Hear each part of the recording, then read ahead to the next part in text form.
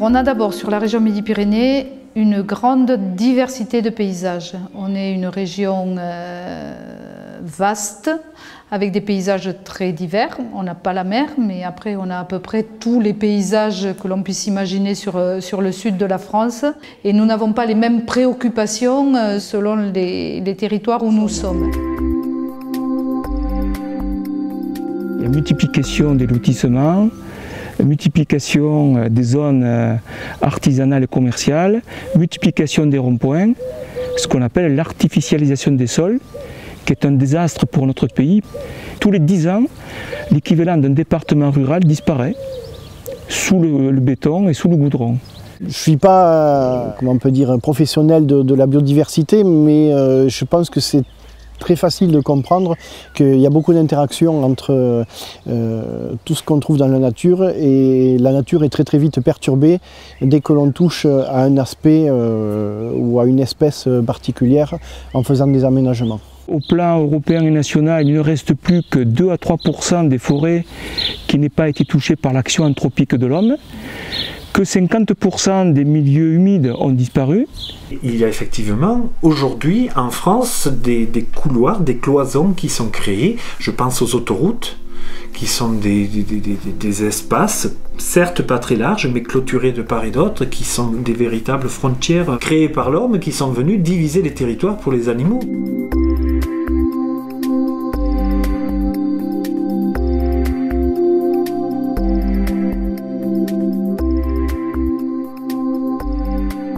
Alors, par rapport aux politiques précédentes, la trame verte et bleue, c'est un projet d'envergure qui prend en compte tous les aspects de l'environnement, qui prend en compte aussi les besoins de l'homme, puisque l'homme aussi doit vivre sur ce territoire et doit se développer.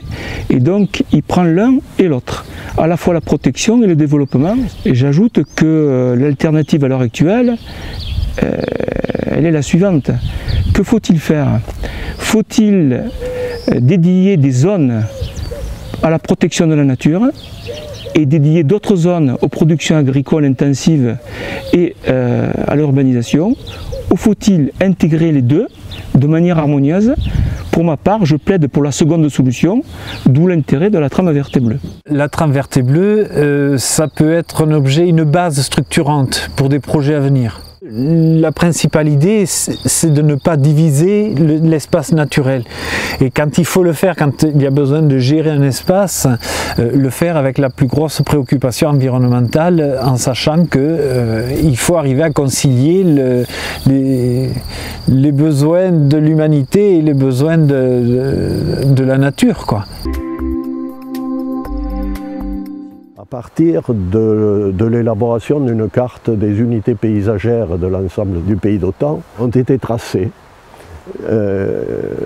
des indicateurs de continuité qui ne sont pas contraignantes, qui sont simplement un fléchage de ce qui serait souhaitable d'avoir entre ces unités paysagères dans le SCOT.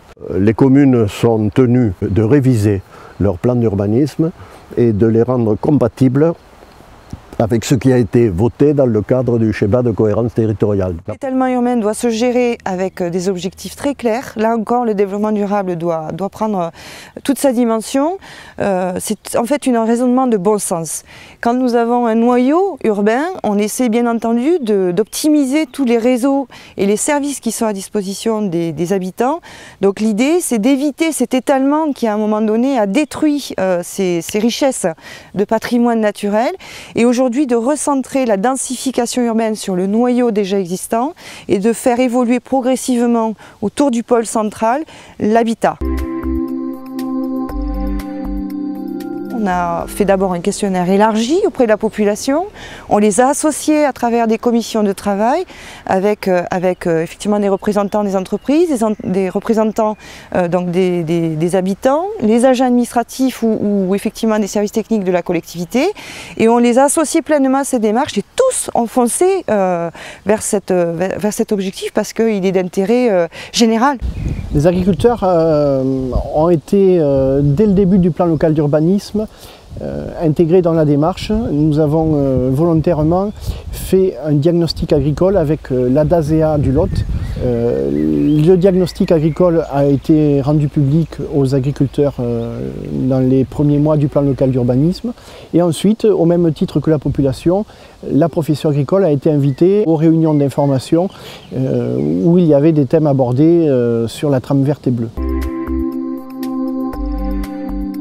C'est une zone d'agrément souvent pour des populations, des zones de loisirs, de promenade ou aussi de liaisons douces souvent qui peuvent être constituées, soit pédestres, soit quelquefois quand c'est aménagé, cyclables, soit VTT ou autre. Le maintien de cette biodiversité est utile à l'homme pour tout un tas de raisons, ne serait-ce que pour les médicaments futurs à venir, pour la richesse et la diversité du vivant, pour maintenir une agriculture qui puisse se pérenniser dans le temps. L'intérêt est vaste et je pense que les populations en sont convaincues. C'est un devoir au niveau des communes également. Élus, on a la responsabilité de préserver justement. Le mot préserver, c'est extrêmement important. En tant que maire, je ne me considère pas maire à vie. Je ne suis que de passage sur la commune, je ne suis que de passage pour continuer. Il s'agit de se poser la question aussi de savoir qu'est-ce qu'on veut laisser aux prochaines générations, à nos enfants. On s'aperçoit qu'un espace naturel très préservé peut être détruit très vite. On n'a plus le choix, il faut protéger ces territoires. Donc j'invite tous mes collègues, confrères et consoeurs à prendre cette dimension en cause. On a des personnes formidables qui peuvent nous aider aussi à connaître nos territoires sur des choses un petit peu plus techniques, qui peuvent nous aider à participer à ça. Donc c'est très simple, il ne faut pas en avoir peur, au contraire, on a besoin de ces enjeux et de protéger nos territoires. Allons-y.